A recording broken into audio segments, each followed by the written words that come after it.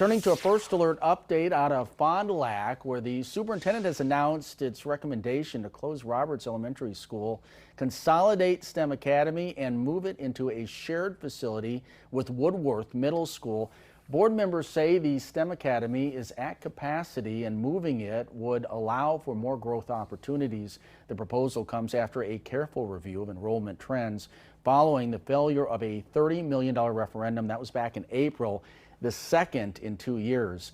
According to the district superintendent, an outside agency has already expressed interest in leasing the Roberts Elementary School building, a deal that could offset some costs while putting that facility to use.